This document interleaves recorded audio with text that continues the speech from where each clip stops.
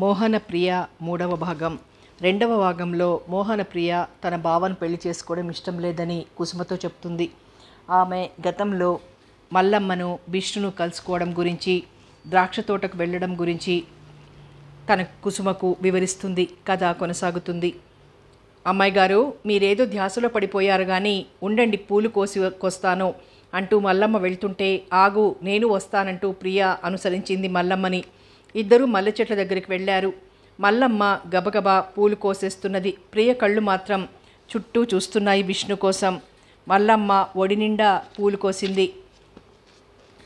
మల్లమ్మ, పూలన్నీ కోసేయకు, చాలే, చెట్ల నిండా ఉంటేనే అందంగా ఉన్నాయి అన్నది ప్రియ. మళ్ళీ పూలన్నీ కోసేస్తున్నావెందుకే అంటూ వచ్చాడు విష్ణు. అతని కంఠం మృదు గంభీరంగా ఉంది. ఇద్దరూ ఉలిక్కిపడ్డారు. విష్ణు మొహమంతా బాగా చెమట పట్టింది. బనీను అంతా మురికైపోయింది. చేతుల నిండా మట్టి ఉంది. లుంగి అంతా మట్టి మరకలతో అసహ్యంగా ఉంది. అమ్మాయి గారికి పూలు కోసి ఇవ్వమంది అవ్వ అన్నది మల్లమ్మ. మీ అమ్మాయి గారు ఒకేసారి అన్ని పూలు పెట్టుకుంటారా అని అడిగాడు విష్ణు ఎగతాళిగా. అతని వ్యంగధోరణికి మల్లమ్మకి నవ్వొచ్చిన. ప్రియ చెంపలు కెంపులైనాయి రోషంతో. పెద్దమ్మ గారికి ఇద్దరికి కావాలే పూలు అన్నది మల్లమ్మ. మీ అమ్మాయి గారు పెళ్ళా అని అడిగాడు విష్ణు. అమ్మాయి గారి పెళ్ళికైతే ఈ పూలేం సరిపోతాయి, జడ కుట్టడానికే చాలవు, అసలే ఆమెది పెద్ద జడ అన్నది మల్లమ్మ నవ్వుతూ. విష్ణు కళ్ళు మాత్రం ప్రియనే పరీక్షిస్తున్నాయి. అది గమనించి మల్లమ్మ గాబరా పడ్డా ప్రియ ఏమనుకుంటుందోనని బాధపడింది. ప్రియ మాత్రం సిగ్గుతో భయంతో తలవంచుకుంది. పూలు కోసే నెపంతో. పూలు కోయటం ఆపు, ఇక చాలే మల్లమ్మ, ఈ పూలు సుమారు ఎంత ఖరీదవుతాయో చెప్పు, ఇస్తాను అంటూ చేతిలోని పర్సు తెరిచింది ప్రియ. అయ్యో అదేమిటమ్మాయి గారు, మా విష్ణు మాటలు పట్టించుకుంటారు, వాడి మాట తీరే అంత అన్నది మల్లమ్మ. పాపం ఎంతో కష్టపడి పెంచిన చెట్లు కదా, అమ్ముకునే పూలు ఊరికనే ఇస్తే నష్టం కదా మీకు, పర్వాలేదు చెప్పు, ఇస్తాను అన్నది ప్రియ. మీకు కోపం ఎక్కువేనండి అమ్మాయి గారు, తమాషాకి అన్నమాటలు కూడా పట్టించుకుంటారు అన్నది మల్లమ్మ. మీరు ఆనందమూర్తి గారు అమ్మాయి అని విష్ణుకు తెలియదు, విష్ణు మొన్ననే కదా పనిలో చేరింది అన్నది మల్లమ్మ ప్రియకి సర్ది చెబుతూ. అలా అయితే ఈ పూలు నేను అస్సలు తీసుకోను అన్నది ప్రియ. అమ్మో, మీరు చాలా పట్టుదల గలవారే అన్నది మల్లమ్మ నవ్వుతూ. మల్లమ్మ, నా మాట విని ఈ 10 రూపాయలు తీసుకువెళ్ళి ఇవ్వు మీ అన్నకి, లేకపోతే నేను వెళ్ళాక పూలు ఊరికే ఎందుకు ఇచ్చావని నిన్ను కోప్పడతాడేమో, పోయి త్వరగా ఇచ్చిరా అన్నది ప్రియ 10 రూపాయల నోటు చేతికి అందిస్తూ. వద్దండి అమ్మాయి గారు, విష్ణు నన్నేమీ అనడు, అవన్నీ ఒట్టి బెదిరింపు మాటలేనండి, మీరు విష్ణుని గట్టిగా అడగండి, నిజం చెబుతాడు అన్నది మల్లమ్మ. మల్లమ్మ, నువ్వు ఈ డబ్బులు తీసుకువెళ్ళి ఇవ్వకపోతే ఈ పూలన్నీ ఇక్కడే వదిలేసి వెళ్ళిపోతాను అన్నది బెదిరింపుగా. అబ్బో, అమ్మాయి గారికి నిజంగానే కోపం వచ్చిందే అంటూ 10 రూపాయల నోటు అందుకోబోతుండగా విష్ణు వచ్చాడు. కాలువలో దిగి స్నానం చేసి వచ్చినట్లున్నాడు. కడిగిన ముత్యంలా ఉన్నాడు. శుభ్రంగా తలదువ్వుకొని ఉతికిన లుంగీ షర్టు వేసుకున్నాడు. పూలు కోయటం ఇంకా కాలేదా మళ్ళీ అని అడిగాడు. ఊరుకో అన్నా, పూల సంగతి ఎత్తకు, అమ్మాయి గారికి కోపం వచ్చింది, ఇదిగో డబ్బులు ఇచ్చారు నువ్వు అన్న మాటలకి రోషంతో అని చెప్పింది మల్లమ్మ. మీ అమ్మాయి గారు మూగదా, లేక చెప్పే ధైర్యం లేదా, అన్నీ నువ్వే మాట్లాడుతున్నావు అని అడిగాడు విష్ణు. ప్రియ కళ్ళు చురుగ్గా చూసినాయి. అదే సమయంలో విష్ణు కూడా చూశాడు. ప్రియ చటుక్కున తల తిప్పుకుంది. మళ్ళీ అడగకుండా కోసుకుంటే 100 రూపాయలు, అడిగి కోసుకుంటే 10 రూపాయలు ఇవ్వాలి, 10 రూపాయలు ఇచ్చేసేయి అన్నాడు విష్ణు. విష్ణు, ఈ అమ్మాయి గారు ఎవరనుకున్నావు, డాక్టర్ గారు అమ్మాయి కాదు, ఆనందమూర్తి గారు అమ్మాయి అన్నది మల్లమ్మ భయంగా. విష్ణు మొహం అదోలా అయిపోయింది. క్షమించండి అంటూ చకచకా వెళ్ళిపోయాడు అక్కడి నుండి. అమూల్యమైన వస్తువేదో చేజారిపోయినంత బాధ కలిగింది ప్రియకి. విష్ణు వెళ్తున్న వైపు చూస్తూ నిలబడిపోయింది ప్రియ. తన యజమాని కూతురు అనేసరికి తప్పు చేసినట్లు భయంతో వెళ్ళిపోయాడు కాబోలు విష్ణు అనుకుంది ప్రియ బాధగా. మల్లమ్మ, విష్ణు ఎందుకు అలా వెళ్ళిపోయాడు ప్రియ ఆశ్చర్యంగా అడిగింది. యజమాని కూతురు అంటే ఆ మాత్రం భయం ఉండాలే అన్నది మల్లమ్మ నవ్వుతూ. మల్లమ్మకి ఆ సంఘటన నవ్వుగానే ఉన్న ప్రియకి ఏడుపు పొంగుకొచ్చేలా ఉంది. ఆడపిల్లలు గొప్పింట పుట్టడం కూడా ఒక నేరమే కాబోలు ఇలాంటి వాళ్ళ దృష్టిలో అనుకుంది ప్రియ. మల్లమ్మ, డాక్టర్ గారు అమ్మాయి అంటే ఎవరు, మీ విష్ణుకి ఆ అమ్మాయి అంటే అభిమానమా, ఆ అమ్మాయి మీ ఇంటికి వస్తుంటుందా ప్రియ అనుమానంగా అడిగింది. మా అవ్వకి మందులు ఇచ్చే డాక్టర్ అమ్మ గారి ఇంట్లో నేను ఇదివరకు పనిచేసేదాన్ని. డాక్టర్ అమ్మగారికి 3 ఆడపిల్లలే, అందుకు మా విష్ణు అంటే ఆమెకి చెప్పలేనంత అభిమానం ఉంది. అప్పుడప్పుడు మేము పూలు తీసుకువెళ్ళి ఇస్తుంటాం. డాక్టర్ గారు అమ్మాయిలు పూల కోసం అప్పుడప్పుడు వస్తుంటారు. మూడో అమ్మాయి అంతా మీలాగే ఉంటుంది. మిమ్మల్ని చూసి డాక్టర్ గారు అమ్మాయి అనుకున్నాడు. ఎప్పుడో ఒకసారి చూస్తూ ఉండటం వల్ల వాళ్ళని అంతగా గుర్తుపట్టలేకపోయాడు. డాక్టర్ గారు అమ్మాయిలకి విష్ణు అంటే ఎంతో ఇష్టం. కానీ వాళ్ళెప్పుడూ విష్ణుతో మాట్లాడలేదు. వాళ్ళకి తోబుట్టు లేని కొరత తీర్చాడు. విష్ణుని అన్నయ్య అంటారు వాళ్ళు అని చెప్పింది మల్లమ్మ. అప్పటికి ప్రియ మనసు తేలిక పడ్డట్లయింది. మల్లమ్మ, నేనొచ్చి గంటన్నరకు పైగా అయింది. మమ్మీ డాడీ ఏమనుకుంటున్నారో, వెళ్తాను అన్నది ప్రియ చుట్టూ పరుచుకుంటున్న చీకటిని చూస్తూ. మళ్ళీ ఎప్పుడొస్తారు అమ్మాయి గారు మా ఇంటికి? ఈసారి వచ్చినప్పుడు కూడా తప్పకుండా రావాలి అన్నది మల్లమ్మ. అలాగే తప్పకుండా వస్తాను మల్లమ్మ అన్నది ప్రియ. ఇద్దరూ కలిసి మల్లమ్మ ఇంటికి వెళ్ళారు. విష్ణు అవ్వ దగ్గర కూర్చునున్నాడు. అవ్వ, అమ్మాయి గారు వెళ్తున్నారు, పూలు కోసి ఇచ్చాను అని చెప్పింది మల్లమ్మ. మంచిది, వెళ్ళిరండమ్మా. ఒంటరిగా ఎలా వెళ్తారు? మల్లమ్మని కానీ విష్ణుని కానీ తోడు తీసుకుని వెళ్ళండి అన్నది అవ్వ. అమ్మాయి గారితో నేను వెళ్ళొస్తానవ్వా అన్నది ఉత్సాహంగా మల్లమ్మ. మల్లమ్మ, బంగాళాలో పనేం లేదా నీకు? ఈ పూట పని లేకపోతే అమ్మాయి గారిని వదిలేసి నువ్వు ఒంటరిగా రావాలి కదా. విష్ణు అయితే అమ్మాయి గారిని విడిచి డ్యూటీకి వెళ్ళిపోతాడు అన్నది అవ్వ. విష్ణు, అమ్మాయి గారిని జాగ్రత్తగా తీసుకెళ్ళు అని చెప్పింది మల్లమ్మ. మల్లెపూలన్నీ కాగితపు సంచిలో పోసి ఇచ్చింది మల్లమ్మ. పూలు తీసుకుంటూ విష్ణు వైపు చూసింది ప్రియ. విష్ణు అదోలా చూశాడు. ప్రియ అవ్వతో చెప్పింది వెళ్ళొస్తానని. విష్ణుతో సగం దూరం వెళ్ళి ప్రియకి జాగ్రత్తలు చెప్పి వెళ్ళింది మల్లమ్మ. ప్రియకి విష్ణుతో వెళ్తుంటే కొత్తగా, వింతగా, ఆనందంగా ఉంది. అతనితో మాట్లాడాలనిపించిన భయం చేత మౌనంగా ఉండిపోయింది. నా మాటలు మిమ్మల్ని బాధపెట్టి ఉంటే క్షమించాలి అన్నాడు విష్ణు. అనటం సులభంగానే అన్నారు. డబ్బులు తీసుకోమంటే బెట్టు చేశారేం అన్నది ప్రియ. మా తోటలో పూలు ఎన్నిసార్లు కోస్తారో చూసి మొత్తం ఖరీదు కట్టి ఒకేసారి తీసుకుందామనుకున్నాను అన్నాడు విష్ణు. మాట్లాడటం కూడా ఒక కళే అంటారు. మీరు బాగా మాట్లాడగలరు అన్నది ప్రియ. మాట్లాడటం అనేది మగవాళ్లకన్నా ఆడవాళ్లకే బాగా చేతనవుతుంది అన్నాడు విష్ణు. ప్రియ అదోలా నవ్వింది. మీరు ఎంతవరకు చదువుకున్నారు? ప్రియ అడిగింది. బిఏ చదువుతూ మానేశాను, పరిస్థితులు అనుకూలించలేదు అన్నాడు విష్ణు. మా కంపెనీలో మీరు పనిచేస్తున్నారని తెలిసింది. నాన్నగారికి చెప్పి మీకు మళ్ళీ చదువుకునే అవకాశం కల్పించమంటారా అడిగింది ప్రియ. మీ అభిమానానికి థ్యాంక్స్. నేనిప్పుడు చదువుకోవటం కుదరని పని. మల్లమ్మకి పెళ్లి చేసి అత్తవారింటికి పంపే వరకు నేను సంపాదిస్తూ ఉండాల్సిందే అన్నాడు విష్ణు. ప్రియ జాలిగా చూసింది విష్ణుని. మీరేం చదువుతున్నారు? విష్ణు అడిగాడు. బిఏ చదువుతున్నాను అన్నది ప్రియ. బిఏ చదువుతున్నాను అన్నది ప్రియ. అదృష్టవంతులు మీరు అన్నాడు విష్ణు. బిఏ చదువుతున్నంత మాత్రాన అదృష్టవంతురాలనా అంది నవ్వుతూ ప్రియ.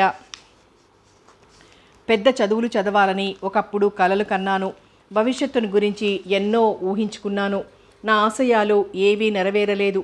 చదువుకుంటున్న వాళ్ళని చూస్తుంటే వాళ్ళంత అదృష్టవంతులు మరొకరు ఉండరనుకుంటుంటాను అన్నాడు విష్ణు. విష్ణు, నీకు నైట్ డ్యూటీ కదా చేసేది, పగలంతా చదువుకోవచ్చుగా ప్రియ అడిగింది. నాలాంటి వాడికి కుదరని పని. ఉదయం చాలా పని ఉంటుంది. ఉదయం మల్లె తోటకి నీళ్లు పొయ్యాలి, మధ్యాహ్నం పూట ద్రాక్ష తోటకి నీళ్లు పొయ్యాలి, అందరూ కూలీలతో పాటు అన్నాడు విష్ణు. విష్ణు, నేనొక్క విషయం అడుగుతాను, ఏమనుకోవు కదూ? మొహమాటం లేకుండా చెప్పాలి అన్నది ప్రియ. ఏమిటో చెప్పండి అన్నాడు విష్ణు నవ్వుతూ. నీకు చదువుకునే అవకాశం కల్పిస్తాను డాడీకి చెప్పి. మీ కుటుంబానికి కావలసిన సాయం చేస్తాం. నువ్వు డిగ్రీ తీసుకున్న తర్వాత మంచి ఉద్యోగం ఇప్పిస్తారు డాడీ అన్నది ప్రియ. నా మీద మీకు ఉన్న అభిమానానికి కృతజ్ఞతలు. స్వయం కృషితో పైకి వచ్చినప్పుడే సరైన తృప్తి ఉంటుంది. ఒక ఆడపిల్ల మీద ఆధారపడటం ఇష్టం లేదు. అది నాకొక అవమానం కూడా. ఇలా అంటున్నారని మీరేమీ అనుకోవద్దు అన్నాడు విష్ణు. అతని అభిప్రాయాలకి, పట్టుదలకి ఆశ్చర్యపోయినా మరో విధంగా సంతోషించింది. విష్ణు, మీరు ఈ కాలంలో పుట్టవలసిన వాళ్ళు కాదు. ఈ రోజుల్లో యువకులంతా కట్నాల రేటు పెరగటానికి కదా ముఖ్యంగా పెద్ద చదువులు చదువుతున్నారు. కట్నాలు ఇవ్వగల శక్తి ఉన్నవాడిని, లేనివాడిని కూడా పీడిస్తున్నారు పెళ్లి కొడుకులు. పిల్లకి పెళ్లి కాలేదనే దిగురుతో తల్లిదండ్రులు ఉన్న ఆస్తులు అమ్ముకుని అయినా కట్నాలు ఇచ్చి పెళ్ళిళ్ళు చేస్తున్నారు. కొందరేమో అప్పులు చేసి పెళ్ళిళ్ళు చేసి బజార్ పాలవుతున్నారు. తల్లిదండ్రులు అంత కష్టపడి పెళ్లి చేసినా ఇంకా ఏదో లోటులు జరిగినట్లు ఫీల్ అవుతూనే ఉంటారు అన్నది ప్రియ. మీకు అన్ని విషయాలు ఎలా తెలిసినాయి? కష్టమంటే ఏమిటో కన్నీళ్ళంటే ఏమిటో తెలియకుండా పెరిగిన మీకు పేదవాళ్ల బాధలు మీకు ఎలా అర్థమవుతున్నాయి? విష్ణు అడిగాడు.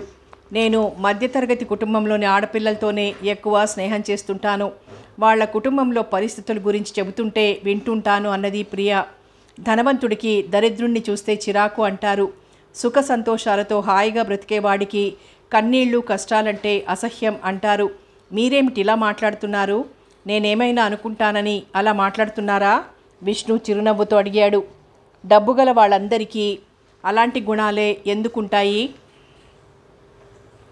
డబ్బుగల వారిలో కూడా కొందరు జాలి దయాగల వారుంటారు, దాన ధర్మాలు చేస్తుంటారు. కొందరు డబ్బుగల వాళ్ళమనే అహంతో మిడిసిపడుతూ మంచి పనుల కన్నా చెడు పనులే ఎక్కువ చేస్తుంటారు. అంటే డబ్బుగల వారిలో సద్వినియోగం చేసేవారు కొందరు, దుర్వినియోగం చేసేవారు కొందరు ఉంటారు అన్నది ప్రియ. అయితే మీరు కట్నం ఇవ్వకుండానే పెళ్లి చేసుకుంటారా? మీ నాన్నగారు మీ ఎత్తు ధనం పోసి హై క్లాస్ ఆఫీసర్ని తెచ్చి చేస్తారు. మీకు కట్నం తీసుకున్నారని మీ భర్తని మీరు సాధిస్తారా? విష్ణు నవ్వుతూ అడిగాడు. నా ఆలోచనలు నా అభిప్రాయాలు నాలోనే ఉంటాయి. నేను ముందుగా ఏమీ చెప్పను, ఆచరణలో పెట్టి చూపించాలనుకుంటున్నాను. నా ప్రాణం పోయినా సరే ఒప్పుకోను కట్న కానుకలు ఇచ్చి వరుడిని తేవటానికి. నా కోసం ఇచ్చే కట్నం 4 పేద కుటుంబాలకు ఇస్తే మంచిది. వాళ్ళు కడుపు నిండా తిండి తిని సుఖంగా ఉంటే సంతోషం నాకు. పుట్టినప్పటి నుండి బంగారు పంజరంలోనే పెరిగాను ఈనాటి వరకు. ఇక ముందర ఆ జీవితం నాకొద్దు, సామాన్య జీవితం గడపాలనుంది. నాకు ఆఫీసర్లు, భూస్వాములు, లక్షాధికారులు అక్కర్లేదు. మంచి మనసు గల సామాన్యుడిని చేసుకుంటాను. సుఖం విలువ తెలుసుకున్నట్లే కష్టం విలువ కూడా తెలుసుకుంటాను అన్నది ప్రియ.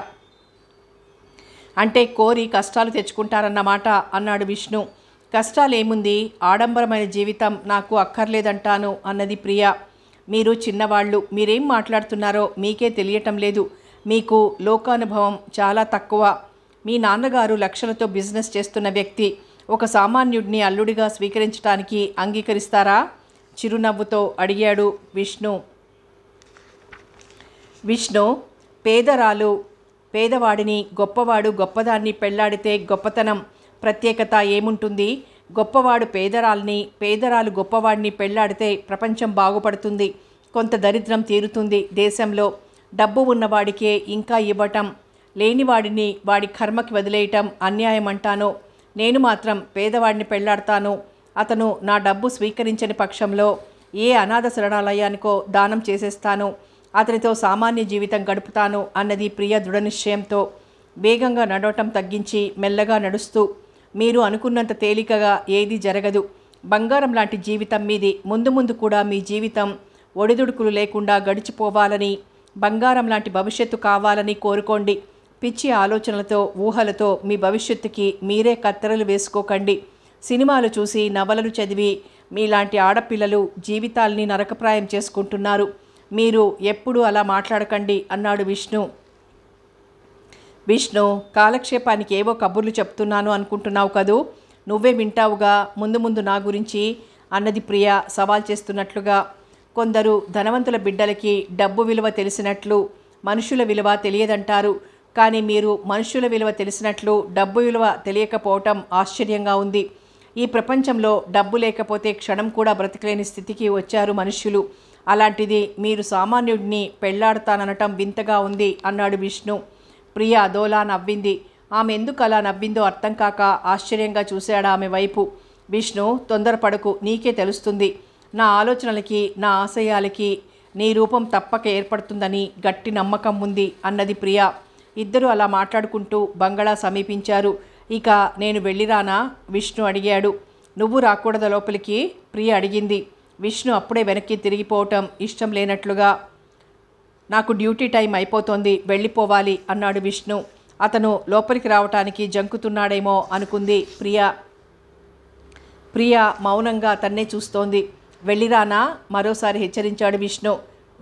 నువ్వు లోపలికి రమ్మంటే రాలేదు కదూ, అందుకు పనిష్మెంట్ ఏమిటో తెలుసా? నువ్వు మా ఇంటికి తీరిగ్గా ఉన్నప్పుడు ఓసారి రావాలి అన్నది ప్రియ. అలాగే అన్నాడు నవ్వుతూ విష్ణు వెళ్తుంటే చూస్తూ ఉండిపోయింది ప్రియ. ఏమిటి విచిత్రం? తనెవరు? తను ఇక్కడికి రావటం, మల్లమ్మ కనిపించటం, తను వాళ్ళ ఇంటికి వెళ్ళటం, విష్ణు పరిచయం కావటం అంతా ఓ కలలాగా ఉంది. తను పిచ్చి పట్టిన దానిలా ఏమిటి అలా మాట్లాడింది విష్ణుతో? అతను ఏమనుకున్నాడో?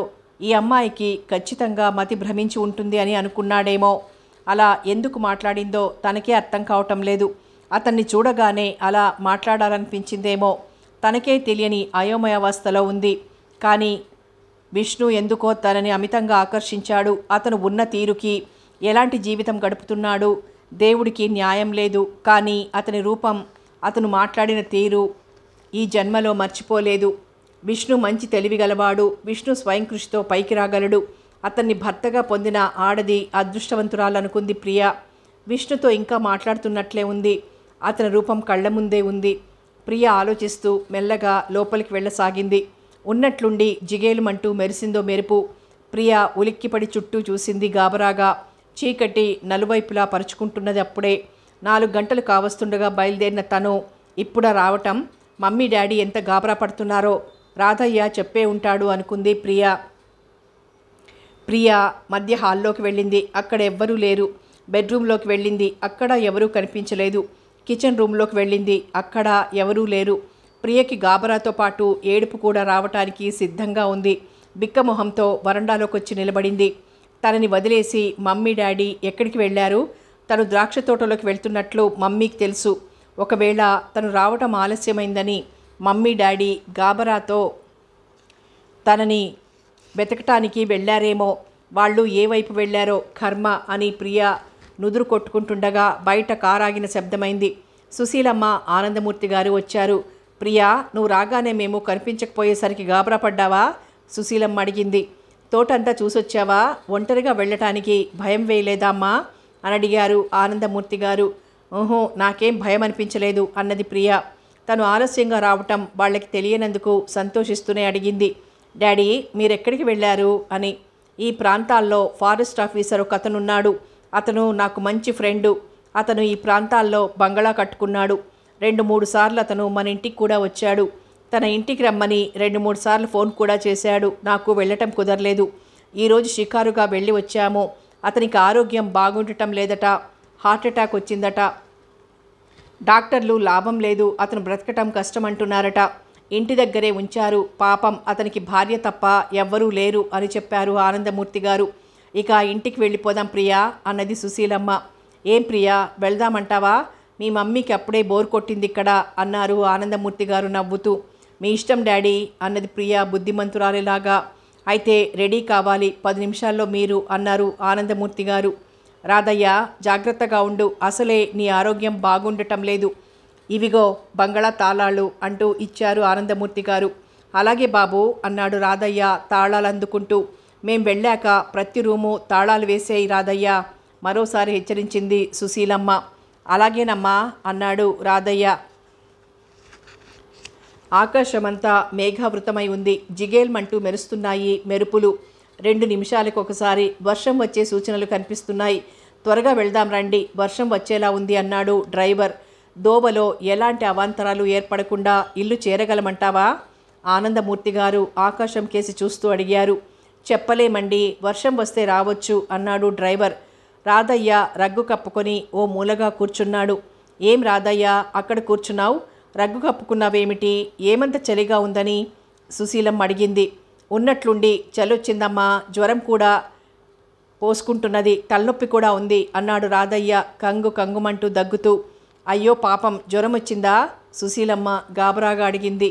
అవునమ్మా అంటూ అక్కడే ఒక మూలగా ఒదిగి పడుకున్నాడు రాధయ్య.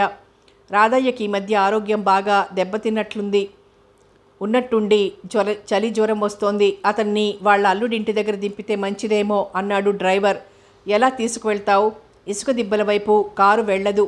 ప్రస్తుతం పడుకొని తెల్లవారిన తర్వాత తీసుకువెళ్ళొచ్చు. లేకపోతే రాధయ్య అల్లుడిని రమ్మని కబుర్చై వచ్చి తీసుకువెళ్తాడు అన్నారు ఆనందమూర్తి గారు.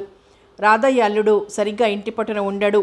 పనివేళ తప్పించి మిగతా వేళలు పేకాట ఆడుతూ ఉంటాడు. తాగుడికి బాగా అలవాటు పడ్డాడు అన్నాడు డ్రైవర్. ఉన్నట్లుండి ఉరుములతో కూడిన జల్లులు ప్రారంభమైనాయి. మెరుపులు కళ్ళని చెదరగొడుతున్నాయి. వర్షం ఉధృతమైంది. గాలి కూడా తోడైంది. ఖణేలుమంటూ ఉరుముతోంది. జిగేల్మంటూ మెరుస్తున్నదో మెరుపు. సుశీల, లాభం లేదు. ఈ రాత్రి ఇంటికి చేరుకోవటం చాలా కష్టం. దారిలో వర్షం ఇంకా ఎక్కువైతే వెళ్ళటం కుదరదు అన్నారు ఆనందమూర్తి గారు. సుశీలమ్మ సామాను లోపల పెట్టి దిగులుగా కూర్చుండిపోయింది. ఈ రాత్రికి ఇక్కడే ఉంటే మళ్ళీ వంట చేయాలి తప్పదు అనుకుంటూ, మమ్మీ వర్షం వెలిశాక వెళ్ళిపోదాం, ఇంకో గంటలో తగ్గుతుంది బహుశా అన్నది ప్రియ. వర్షం అంతకంతకు ఎక్కువైపోతున్నది కానీ తగ్గటం లేదు. ప్రియ బెడ్రూమ్లోకి వెళ్ళి పడుకుంది. సుశీలమ్మ గారు తప్పదన్నట్లు వంట ప్రయత్నం చేయటం ప్రారంభించారు. ఆనందమూర్తి గారు వరండాలోని చైర్లో కూర్చున్నారు. డ్రైవర్ వరండాలోని స్తంభానికి ఆనుకుని కూర్చున్నాడు. ఉన్నట్లుండి వాతావరణం బీభత్సంగా తయారైంది. ప్రియ గుండెలు దడదడలాడసాగాయి ఉరుముల మోతకి. అంత వర్షంలోనూ తడుస్తూ వచ్చారు విష్ణు, మల్లమ్మ. అయ్యయ్యో, ఎందుకిలా తడుస్తూ వచ్చారు అని అడిగారు ఆనందమూర్తి గారు. వర్షం వల్ల మీరు వెళ్ళారో వెళ్ళలేదో తెలుసుకుందామని వచ్చాం. ఒకవేళ వెళ్ళకపోతే మీరు వంట చేసుకోవడానికి ఇబ్బంది పడతారేమో అని మల్లమ్మ ఒకటే గొడవ చేస్తోంది. మా ఇంటికి కొంచెం దూరంలో రత్తమ్మ అనే ఆవిడ ఉంది. పాలు పెరుగు అమ్ముతుంటుందామె. మీరు ఉంటే పాలు పెరుగుకి ఇబ్బంది పడతారని తీసుకొచ్చింది మల్లమ్మ అని చెప్పాడు విష్ణు. వర్షంలో అంత దూరం నుండి వచ్చారా, ఎందుకంత శ్రమ తీసుకున్నారు? ఆనందమూర్తి గారు బాధపడుతూ అన్నారు. మల్లమ్మ లోపలికి వెళ్ళింది. సుశీలమ్మ స్టవ్ మీద గిన్నెలో సాంబారు కలియబెడుతోంది. తను వచ్చేటప్పుడు తీసుకొచ్చిన క్యాబేజీ చిక్కుళ్ళు అయిపోయినాయి. ఇప్పుడు ఏం చేయటమా అని ఆలోచిస్తోంది. పాలు పెరుగు గిన్నెలతో మల్లమ్మ లోపలికి అడుగుపెట్టింది. అలా తడిసి వచ్చావేం మల్లమ్మ, ఆ గిన్నెలేమిటి అంటూ గిన్నెలు అందుకుని చూసి, అయ్యో పాపం, అంత దూరం నుండి శ్రమపడి పాలు పెరుగు తెచ్చావా, ఉండు ప్రియ బట్టలిస్తాను కట్టుకో, తడి బట్టలతో ఉంటే జబ్బు చేస్తుంది అంటూ హడావిడిగా లోపలికి వెళ్ళి ప్రియ బట్టలు తెచ్చిచ్చింది.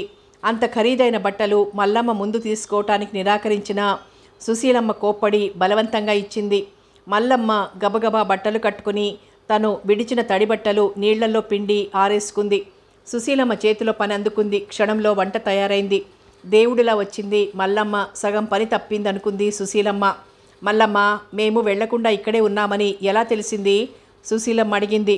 మా విష్ణు అన్నాడమ్మా, అయ్యగారు వాళ్ళు ప్రయాణం కాబోతుండగా వర్షం పట్టుకుంది, బహుశా వాళ్ళు వెళ్ళి ఉండారు అన్నాడు అని చెప్పింది మల్లమ్మ. విష్ణు ఎవరు? సుశీలమ్మ అడిగింది. మా అన్నయ్య అన్నది మల్లమ్మ. నీకు అన్నయ్య కూడా ఉన్నాడా?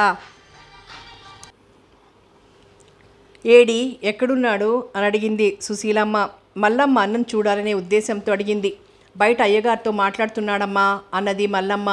సుశీలమ్మ బయటికి వెళ్ళింది విష్ణుని చూడాలని. పాపం, అంత దూరం నుండి శ్రమపడి వచ్చారు వాళ్ళు, వర్షాన్ని కూడా లెక్క చేయకుండా మా కోసం అనుకుంది సుశీలమ్మ. మల్లమ్మ డైనింగ్ టేబుల్ మీద గిన్నెలు పళ్ళాలు సర్దుతోంది. సుశీలమ్మ వచ్చింది. మల్లమ్మ, వాడు నీ అన్న అంటే నమ్మలేకుండా ఉన్నాను. ఎంత మంచి పుట్టుక, బాగా చదువుకున్నవాడిలా ఉన్నాడు. ఏం చేస్తున్నాడు అని అడిగింది సుశీలమ్మ. అయ్యగారి కంపెనీలో వాచ్మెన్గా పనిచేస్తున్నాడమ్మా అన్నది మల్లమ్మ. బాగా చదువు చెప్పించాల్సింది, ఒక్కొక్కరి జాతకం అలా ఉంటుంది అన్నది సుశీలమ్మ. అమ్మా, అమ్మాయి గారేరి నిద్రపోతున్నారా? వచ్చినప్పటి నుండి అడగాలనుకుంటోంది మల్లమ్మ. బెడ్రూమ్లో ఉంది, నిద్రపోతోందో మెలకుగా ఉందో తెలియదు అన్నది సుశీలమ్మ. అమ్మా, అమ్మాయి గారిని పిలుచుకురమ్మంటారా? బాగా పొద్దుపోయింది, భోజనం చేస్తారేమో అన్నది మల్లమ్మ. వెళ్ళి పిలుచుకురా, నిద్రపోతే మాత్రం లేపటం ఎవరి వల్ల కాదు అన్నది సుశీలమ్మ. మల్లమ్మ ప్రియని పిలవటానికి బెడ్రూమ్లోకి వెళ్ళింది. ప్రియ గాఢ నిద్రలో ఉన్నట్టుగా ఉంది. మల్లమ్మ మెల్లిగా పిలిచింది. అమ్మాయి గారు, భోజనానికి రండి అంటూ పిలిచింది. ప్రియ కదల్లేదు, కళ్ళు తెరిచి చూడలేదు. మల్లమ్మ మెల్లగా చేతి మీద తట్టి పిలిచింది. ప్రియ ఉలిక్కిపడి లేచి కూర్చుంది. ఎదురుగా ఉన్న మల్లమ్మని చూసి ఆశ్చర్యపోయింది. నువ్వా మల్లమ్మ, ఎప్పుడొచ్చావు? సంభ్రమాశ్చర్యాలతో అడిగింది ప్రియ. మల్లమ్మ నవ్వింది. వర్షంలో ఎలా వచ్చావు? వర్షం తగ్గిందా? ఆత్రంగా అడిగింది ప్రియ. అమ్మాయి గారు, నేను ఒక్కదాన్నే రాలేదు, విష్ణు కూడా వచ్చాడు అన్నది మల్లమ్మ. నిజమా? విష్ణు వచ్చాడా? ఎక్కడున్నాడు? ప్రియ చివాలన మంచం దిగి అడిగింది. వచ్చి అరగంట పైగా అయింది, అయ్యగారితో మాట్లాడుతున్నాడంటూ తను విష్ణు వచ్చిన కారణం చెప్పింది మల్లమ్మ. చిచి, తనది మరీ ఇంత మొద్దు నిద్ర అయింది ఏమిటి? ఎవరొచ్చింది వెళ్ళింది కూడా తెలియకుండా విష్ణు ఏమనుకున్నాడో. అసలే అభిమానవంతుడు, అంత దూరం నుండి శ్రమపడి వస్తే పలకరించకపోగా హాయిగా నిద్రపోతున్నారు, ఏం మనుషులో వీళ్ళు అని అనుకుంటాడేమో.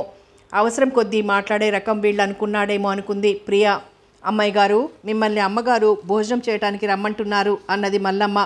నువ్వు వెళ్ళు, వస్తున్నాను, ఒకసారి విష్ణుని పలకరించి వస్తానంటూ గబగబా వెళ్ళింది ప్రియ. విష్ణు అంటే అమ్మాయి గారికి ఎందుకో అంత అభిమానం అనుకుంది మల్లమ్మ. ఇంకా బయట వర్షం పడుతూనే ఉంది. వరండాలోని స్తంభానికి ఆనుకొని నిలబడి ఉన్నాడు విష్ణు. కాకి యూనిఫామ్లో ఉన్నాడు. మెడకి మఫ్లర్ చుట్టుకున్నాడు. ఎంత అందగాడు విష్ణు అనుకుంది ప్రియ. ప్రియని చూడగానే పలకరింపుగా నవ్వాడు విష్ణు. ప్రియ మనసులో చిత్రంగా హత్తుకుపోయింది ఆ నవ్వు. హృదయంలో విచిత్రమైన స్పందన. మేను పులకరించిపోయింది. పెదవులు విడవకుండానే నవ్వుతాడు విష్ణు. అలా నవ్వితే ఇష్టం ప్రియకి. వర్షంలో తడిసొచ్చావా విష్ణు అని అడిగింది ప్రియ. అవునమ్మా, మన కోసం అన్నా చెల్లెలిద్దరూ తడిసే వచ్చారన్నాడు ఆనందమూర్తి గారు. అప్పుడప్పుడు వర్షంలో తడవటం నాకు అలవాటేలేండి, మీరేం ఆశ్చర్యపడనక్కర్లేదన్నాడు విష్ణు. విష్ణు నీకెలా తెలుసమ్మా ఆనందమూర్తి గారు అడిగారు. ఇప్పుడే మల్లమ్మ చెప్పింది డాడీ అన్నది గాబరాగా. తండ్రికి అసలు విషయం చెప్పటం ఇష్టం లేనట్లు. అప్పుడే ఈ ప్రాంతాల్లో అందరూ పరిచయం అయిపోయారన్నమాట ఆనందమూర్తి గారు గలగలా నవ్వుతూ అన్నారు. విష్ణుతో మాట్లాడుతూ కూర్చోవాలనిపించింది ప్రియకి. కానీ తండ్రి ఎదురుగా ఉండడంతో మాట్లాడటానికి జంకి బిక్కమొహం వేసింది. ప్రియ పడుతున్న అవస్థకి జాలేసింది విష్ణుకి. విష్ణు కూర్చో, అలా ఎంతసేపు నిలబడతావు? రాధయ్యకి బాగా జ్వరం వచ్చింది, టాబ్లెట్స్ కూడా ఏమీ లేవు, ఎలా? ఆనందమూర్తి గారు అన్నారు. వర్షం వెలిశాక రాధయ్యని వాళ్ళ ఇంటికి తీసుకువెళ్ళు. 4 రోజులు విశ్రాంతి తీసుకుంటే అదే తగ్గిపోతుంది. ఈ వయసులో ఆరోగ్యంగా ఉండటం కష్టమే, అందులో నైట్ డ్యూటీ కదా చేసేది. నా చిన్నతనం నుంచి రాధయ్య మా తోటమాలిగా ఉండేవాడు. ఎప్పుడూ దృఢంగా ఆరోగ్యంగా ఉంటూ ఎంత పనైనా అలసట లేకుండా చేసేవాడు. అలాంటి రాధయ్య ఎలా అయిపోయాడో ఎంతగానో చెప్పానో. ఈ వయసులో నైట్ డ్యూటీ చేయటం కష్టమని నా మాట వినలేదు అన్నారు ఆనందమూర్తి గారు. రాధయ్య ఇంకా పనిచేయటం కష్టమే పాపం. 40 సంవత్సరాల నుంచి రాత్రింబవళ్ళు కష్టపడ్డాడు అన్నాడు డ్రైవర్. విష్ణు అన్నం తిన్నావా ప్రియా అడిగింది. తిన్నానండి అన్నాడు విష్ణు. అబద్ధం చెప్తున్నావు కదూ అన్నది ప్రియ. నేను మల్లమ్మ భోంచేసే వచ్చాం నిజం అన్నాడు విష్ణు. డాడీ ఎదురుగా లేకుంటే విష్ణు చేత అన్నం తినిపించేదాన్ని కదా అనుకుంది ప్రియ. సుశీలమ్మ వచ్చి ఆనందమూర్తి గారిని భోజనానికి పిలిచారు. ప్రియా నువ్వు కూడా రామ్మా అన్నారు ఆనందమూర్తి గారు. నువ్వు వెళ్ళు మమ్మీ, నేను వస్తానులే అన్నది ప్రియ. గణగణమంటూ ఫోన్ మోగింది ఉన్నట్లుండి. ప్రియా గబుక్కున రిసీవ్ చేసుకుంది. అవతల వాళ్ళు చెప్పిన మాట విని అయ్యో పాపం ఆయన పోయారా అంటూ ఫోన్ పెట్టేసింది ప్రియ. డాడీ, మీ ఫారెస్ట్ ఆఫీసర్ ఫ్రెండ్ చనిపోయారట, మిమ్మల్ని త్వరగా రమ్మని ఫోన్ చేశారు ఆయన మిస్సెస్ అని చెప్పింది ప్రియ పరుగులాంటి నడకతో తండ్రి దగ్గరికి వెళ్ళి. పాపం వాళ్ళకి పిల్లలు కూడా లేరు. ఒంటరితనం ఎంత భయంకరమైనది మరొకటి లేదు అన్నారు ఆనందమూర్తి గారు. త్వరగా పదండి, మీరు కబుర్లు చెప్తూ ఇక్కడే ఉంటే ఎలా అన్నది ఆనందమూర్తి గారిని తొందర చేస్తూ. ఈ వర్షంలో ఎలా వెళ్తారు డాడీ, ఆయన చావు ఇప్పుడే రావాలా అన్నది ప్రియ. ఏమిటా మాటలు, చావుకేవి అడ్డురావు, కర్మలో ఎలా జరగాలనుంటే అలా జరుగుతుంది. వాన రాకడా ప్రాణం పోకడా తెలియదంటారు అదే అన్నది సుశీలమ్మ. విశ్వనాథం గారు చనిపోయారట, వెళ్ళి రావాలి. ప్రియ ఒక్కతి ఎలా ఉంటుంది అన్నారు ఆనందమూర్తి గారు ఆలోచిస్తూ డ్రైవర్తో. మమ్మీ నేను కూడా రానా అన్నది ప్రియ. నువ్వెందుకు, అలాంటి చోట్లకి రాకూడదు, అందులో రాత్రిపూట నాకే భయంగా ఉంది, రాత్రంతా నిద్ర కూడా పట్టదు అన్నది సుశీలమ్మ. విష్ణు, నువ్వు మల్లమ్మ మేమొచ్చే వరకు ప్రియకి తోడుగా ఉండండి. వీలైతే మేము 1 గంటలో తిరిగి వచ్చేస్తాం. నైట్ డ్యూటీకి నువ్వు కొంచెం ఆలస్యంగా వెళ్ళినా పర్వాలేదు. ఇవాల్టి నుండి వర్కర్లు కొందరు ఓవర్ టైం చేస్తున్నారు అన్నారు ఆనందమూర్తి గారు కారెక్కుతూ. అలాగే అన్నట్లు తలూపాడు విష్ణు. విష్ణు, రాధయ్యను కూడా అప్పుడప్పుడు చూస్తూ ఉండు అంటూ కారెక్కుతూ ప్రియకి మరోసారి జాగ్రత్తలు చెప్పారు ఆనందమూర్తి గారు. మల్లమ్మ మధ్య హాల్లో కూర్చొని తోటలో నుండి తెచ్చిన మల్లెపూలు మాల కడుతోంది. వరండాలో విష్ణు ప్రియ ఇద్దరే ఉన్నారు. ఎంతసేపు అలా నిలబడతావు, కూర్చో విష్ణు అన్నది ప్రియ. కాళ్ళు నొప్పి పుడితే నేనే కూర్చుంటానులేండి అన్నాడు విష్ణు. మీరు వెళ్ళి భోజనం చేసి పడుకోండి, టైము 10 గంటలు కావస్తోంది అన్నది మల్లమ్మ లోపల నుండి. విష్ణు, నువ్వు అన్నం తిన్నావా ఆప్యాయంగా అడిగింది. తిన్నాను అన్నట్లు తలూపాడు విష్ణు. అబద్ధం చెప్తున్నావు కదూ, అలవాటు లేదు అన్నాడు విష్ణు. నవ్వింది ప్రియ. మీరు త్వరగా వెళ్ళి భోజనం చేసి రండి విష్ణు అన్నాడు. ఊహు, నాకు ఆకలిగా లేదు అన్నది ప్రియ మొండిగా. మల్లమ్మ, నువ్వు అన్నం తిని గిన్నెలు కడిగిపెట్టు అన్నది ప్రియ. ఉండండి అమ్మాయి గారు, మీరు అన్నం కూడా తినలేదు, కొంచెం పాలు తాగుతారా అని అడిగింది మల్లమ్మ. పాలు వద్దు, పెరుగు వద్దు, కొంచెం మంచినీళ్ళు ఇవ్వు చాలు అన్నది ప్రియ. మల్లమ్మ మంచినీళ్ళు తెచ్చి ప్రియకి ఇచ్చి వెళ్ళింది. రాధయ్యకి ఎలా ఉంది? ప్రియ అడిగింది విష్ణును ఉద్దేశించి. విష్ణు మౌనంగా వెళ్ళి రాధయ్య నుదుట చేయి పెట్టి చూశాడు. జ్వరం బాగా ఉంది, చలికి వణికిపోతున్నావు అన్నాడు విష్ణు. విష్ణు, రాధయ్యని లోపలికి తీసుకొచ్చి పడుకోబెట్టు. బయట ఈదురగాలికి చలి ఎక్కువగా ఉంటుంది, లోపల కరెంటు దీపాల క్రింద వెచ్చగా ఉంటుంది అన్నది ప్రియ రాధయ్యని జాలిగా చూస్తూ. విష్ణు రాధయ్యని బలవంతంగా లేవదీసి కూర్చోబెట్టాడు. చిరుగాలి తాకిడికి కూడా తట్టుకోలేని ఆకులా గజగజ వణికిపోతున్నాడు. రాధయ్య నిలవలేనట్లు మళ్ళీ పడుకోబోతుండగా విష్ణు అమాంతంగా ఎత్తుకుని తీసుకొచ్చి లోపల పడుకోబెట్టాడు. రాధయ్య వద్దు వద్దు అని వారిస్తున్నా వినకుండా, నా కోసం ఎందుకు నాయన శ్రమపడటం? దిక్కు మొక్కు లేనివాడిని ఇంకా బ్రతికి ఉండటం కన్నా ఏదో విధంగా చనిపోవటం మేలు బాబు. ఎవరి కోసం బ్రతకాలి? బ్రతికి ఏం చెయ్యాలి? ఎందుకు పనికిరాని వాడినైపోయాను. తిండి దండగ తప్ప ఇంకెందుకయ్యా ఈ జన్మ అన్నాడు రాధయ్య. రాధయ్య, కొంచెం కాఫీ ఇవ్వమంటావా? ప్రియ అడిగింది. నాకేమీ వద్దు తల్లి, నోరంతా చేదుగా అయిపోయింది. నన్ను ఇక్కడ ఎందుకు పడుకోబెట్టారు? వరండాలోనే పడుకుంటానన్నాడు రాధయ్య. పర్వాలేదులే తాత, కొంచెంసేపు పడుకో, చలి తగ్గే వరకు అన్నది ప్రియ. వద్దులే తల్లి, ఇక్కడ పడుకోవటం అంత మంచిది కాదు. ప్రాణం పోయే ముందు బయట పడుకోవటమే మంచిది. అమ్మా, నేను చనిపోయినా నా ఆత్మ ఈ పరిసరాల్లో తిరుగుతూనే ఉంటుంది మీకు రక్షణగా. త్వరగా నన్ను ఇక్కడి నుండి తీసుకువెళ్ళు బాబు అంటూ గొడవ చేయసాగాడు రాధయ్య. ప్రియ గుండె జల్లుమంది రాధయ్య ధోరణికి. ఎందుకు అలా మాట్లాడుతున్నాడో తెలియక అయోమయంగా చూస్తూ ఉండిపోయింది. తాత, ఏమిటా పిచ్చి మాటలు? కళ్ళు మూసుకొని పడుకో. తెల్లవారాక ఆసుపత్రికి తీసుకువెళ్ళి ఇంజెక్షన్ చేయిస్తాను, జ్వరం తగ్గిపోతుంది. నీకు భయమేసి మమ్మల్ని గాబరా పెడుతున్నావు అన్నాడు విష్ణు మృదు గంభీరంగా. విష్ణు కంఠం ఎంత బాగుంది, మళ్ళీ మళ్ళీ వినాలనిపిస్తుంది అనుకుంది ప్రియ. బాబు, నీకు పుణ్యం ఉంటుంది. నా గుండెల్లో చెప్పలేనంత బాధగా ఉంది. ఏ క్షణం ఎలాంటిదో. నన్ను బయట పడుకోబెట్టి పుణ్యం కట్టుకోండి. నాకు కాలం తీరిపోవచ్చింది, నన్ను తీసుకువెళ్ళండి రాధయ్య ఏడుపు గొంతుతో అన్నాడు. తాత, ఏమిటా మొండితనం? పెద్దవాడివి, అన్నీ తెలిసిన వాడివి, నువ్వేనా అలా మాట్లాడాల్సింది? అవతల అమ్మాయి గారు భయపడుతున్నారు విష్ణు మందలింపుగా అన్నాడు. మల్లమ్మ కూడా బ్రతిమాలి చెప్పింది. రాధయ్య వినలేదు. ఓవైపు మోలుగుతూనే గొనగసాగాడు. విష్ణు, లాభం లేదు. రాధయ్యని బయట పడుకోబెట్టక తప్పదు, చెబితే వినే రకం కాదు అన్నది ప్రియ. రాధయ్య మూలుగులు వింటూ భరించలేక ప్రియ చెప్పిన వెంటనే విష్ణు రాధయ్యని మోసుకొచ్చి బయట పడుకోబెట్టాడు. బాబు, అయ్యగారేరి? రాధయ్య అడిగాడు.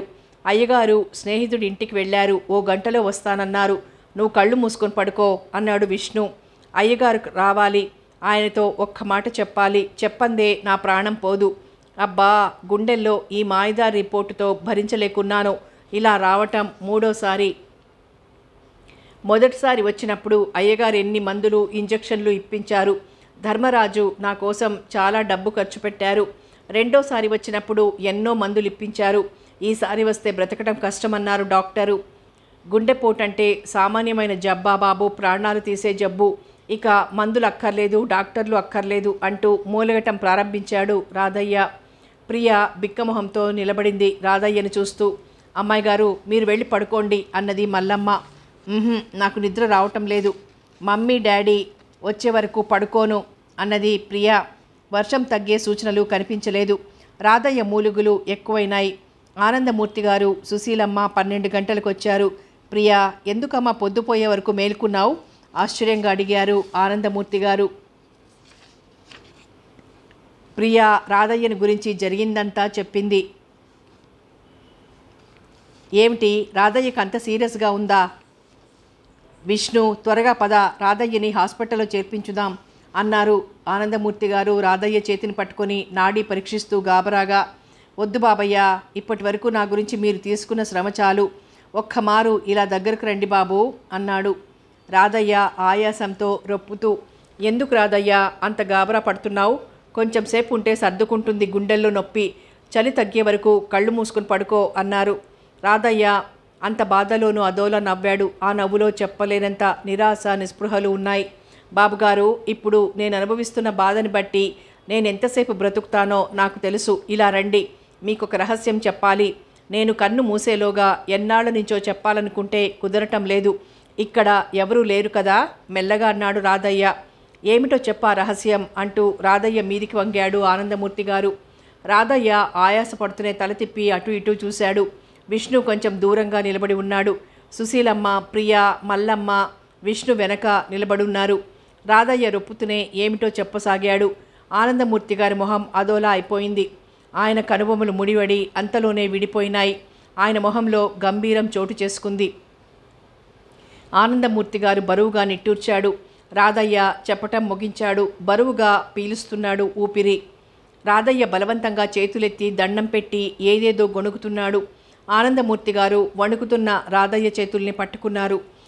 రాధయ్య మొహంలోకి పరీక్షగా చూస్తూ ఆలోచించసాగారు ఆనందమూర్తి గారు. ఉన్నట్టుండి రాధయ్యకి ఎక్కిళ్ళు ప్రారంభమైనాయి. డ్రైవర్ రాధయ్యని త్వరగా తీసుకువెళ్ళి కారులో పడుకోబెట్టు, హాస్పిటల్కి తీసుకువెళ్దాం అన్నారు.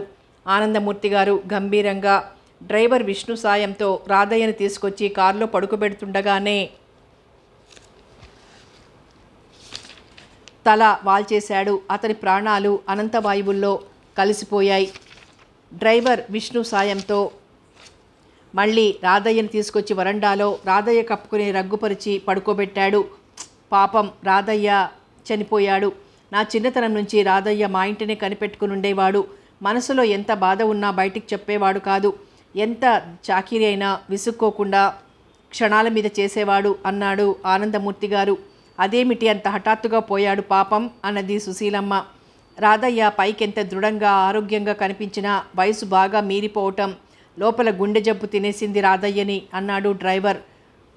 ఏమిటో పాపం దిక్కు దివాణం లేని చావు అన్నది సుశీలమ్మ. ఇదిగో ఈ డబ్బు తీసుకుని రాధయ్య బంధువులకిచ్చి దహన సంస్కారాలకు ఏర్పాట్లు చేయమని చెప్పు అన్నారు ఆనందమూర్తి గారు డ్రైవర్ చేతికి డబ్బిస్తూ. రాధయ్య అల్లుడి ఇల్లు విష్ణు వాళ్ళ ఇంటి పక్కనే ఉంది. నువ్వు త్వరగా వెళ్ళి రాధయ్య అల్లుడిని పిలుచుకురా అని చెప్పారు డ్రైవర్తో ఆనందమూర్తి గారు. తండ్రి విష్ణుకి చెప్పకుండా అన్ని డ్రైవర్తో చెప్పటం ఆశ్చర్యంగా ఉంది ప్రియకి. విష్ణు, ప్రియ ఒకరినొకరు చూసుకోవటం గమనించారు ఆనందమూర్తి గారు. సుశీల, ప్రియని తీసుకుని లోపలికి వెళ్ళు. ఇక్కడ మీరు చూడాల్సింది ఏమీ లేదు. వర్షం ఏమాత్రం తగ్గుముఖం పట్టినా మిమ్మల్ని ఇంటికి పంపించేస్తాను. నేను రేపు ఉదయం వస్తానన్నారు ఆనందమూర్తి గారు. సుశీలమ్మ మౌనంగా లోపలికి వెళ్ళిపోయింది. ప్రియ విష్ణు వైపు జాలిగా చూసింది. విష్ణు, మా డాడీ నిన్ను నిర్లక్ష్యంగా చూస్తున్నారు కదూ, ఏం చేయమంటావు? ఒక్కొక్కరి మనస్తత్వం అది. ఉన్నట్టుండి మారిపోతుంటారు. నువ్వేమీ అనుకోకు. ఎవరు మారినా నేను మారనులే విష్ణు అన్నట్టు చూసింది ప్రియ. విష్ణు కళ్ళార్పటం మర్చిపోయిన వాడిలా ప్రియనే చూస్తున్నాడు. అతని మస్తిష్కం మాత్రం తీవ్రంగా ఆలోచిస్తోంది. ప్రియా, వెళ్ళి పడుకో, 11 గంటలు కావస్తోంది అంటూ ఆనందమూర్తి గారి కంఠం కంగుమంది. ప్రియ తుళ్ళిపడి అంతలోనే సర్దుకొని బిక్కమొహంతో చివాలున లోపలికి వెళ్ళిపోయింది. తనతో బాగా మాట్లాడే ఆనందమూర్తి గారు హఠాత్తుగా ఎందుకలా మారిపోయారు? రాధయ్య ఆయనతో చెప్పిన రహస్యం ఏమిటి? ఆయన రాధయ్యతో మాట్లాడిన తర్వాత నుండి అంత మార్పు వచ్చింది ఆయనలో. తనంటే ఫ్యాక్టరీలో ఉన్న వర్కర్లందరికీ ఎంతో అభిమానం. ఆనందమూర్తి గారికి వాళ్ళందరికన్నా అభిమానంగా ఉండేవారు. తను పనిలో చేరిన కొత్తలో ఓనాడు అన్నారు కూడా తనతో, విష్ణు, నిన్ను చూస్తే ఆఫీసర్ అనుకుంటారు కానీ వాచ్మెన్ అనుకోరు. మన వర్కర్స్ మీటింగ్ రోజున నిన్ను చూసిన నా ఫ్రెండ్ ఒకతను, మీ కంపెనీ మేనేజర్ అతనేనా అని అడిగారు. మరొకరేమో మెడిసిన్ చదువుతున్న మీ మేనల్లుడు అతనేనా అని అడిగారు. నువ్వు ఎలాగైనా సరే బాగా చదువుకోవాల్సింది, మంచి ఉద్యోగం ఇప్పించేవాడిని, రాజాలాగా బ్రతికేవాడివి అన్నారు. మరోసారి, విష్ణు, మాకు మగ సంతానం లేదు. నిన్ను చూస్తే మా ఆవిడ ఊరుకోదు. ఆ అబ్బాయిని మనం పెంచుకుందామండి, మగపిల్లలు లేని లోటు తీరుతుంది అని ఖచ్చితంగా గొడవ చేసి తీరుతుంది. నీది మంచి పుట్టుక, నీ జాతకమే బాగుండలేదు. ఏమిటో నీకు నీ వాళ్ళు ఎవరైనా ఉన్నారా అని అడిగారు. ఒక అవ్వ చెల్లెలు ఉన్నారండి అన్నాడు తను. నిన్ను మా ఇంట్లో ఉంచుకుంటానంటే వాళ్ళు పేచీ పడతారు కాబోలు. అయినా వాళ్ళిద్దరి బాధ్యత నీ మీదుంది కాబోలు. నువ్వు మాత్రం వాళ్ళని ఎలా వదిలేస్తావు అన్నారు. అలాంటి ఆనందమూర్తి గారు తనని అదోలా చూస్తున్నారు. రాధయ్య మాట్లాడినప్పటి నుండి రాధయ్య చెప్పింది ఏమిటో విష్ణు ఆలోచిస్తున్నాడు. ప్రియ తన బెడ్ మీద పడుకొని ఆలోచిస్తోంది. డాడీ మరీ అంత కఠినంగా తయారైనారేమిటి ఉన్నట్లుండి? రాధయ్య డాడీకి చెప్పింది ఏమిటో? రాధయ్య చెప్పినంత మాత్రాన డాడీ మారిపోవటమేనా? తన ప్రవర్తనతో ఎదుటి వాళ్ళు ఎంత బాధపడతారో కదా ఆలోచించారా? డాడీ విష్ణుని కోపంగా చూస్తున్నారు ఎందుకో. విష్ణు అంత చెయ్యరాని నేరం ఏం చేశాడు? డాడీ విష్ణుని అలా కోపంగా చూస్తుంటే తను భరించలేకపోయింది. తన మీద కూడా ఎందుకో కోపంగా ఉన్నారు. కారణం చెప్పకుండా చిరాకులు కోపాలు ప్రదర్శించే వాళ్ళంటే తనకి తగిన ఒళ్ళు మంట. ప్రియ ఆలోచిస్తోంది. సుశీలమ్మ వచ్చింది ప్రియ గదిలోకి. ప్రియ, వర్షం తగ్గుముఖం పట్టింది. ఈ రాత్రివేళ మీ డాడీ తోడు లేకుండా ఒంటరిగా వెళ్ళగలమా?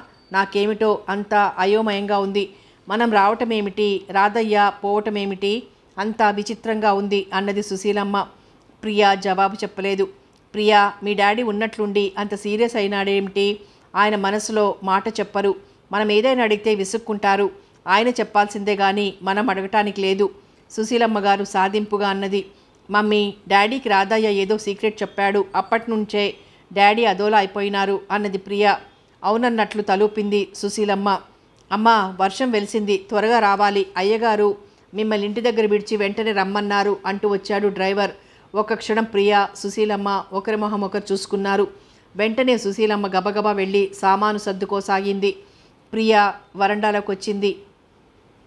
ఆమె కళ్ళు నలువైపులా విష్ణు కోసం వెతకసాగాయి. విష్ణు లేడు. ప్రియ నిరాశగా నిట్టూర్చింది. ఆమెలో చెప్పనలవి కాని బాధ ఏదో చోటు చేసుకుంది. కథ కొనసాగుతుంది.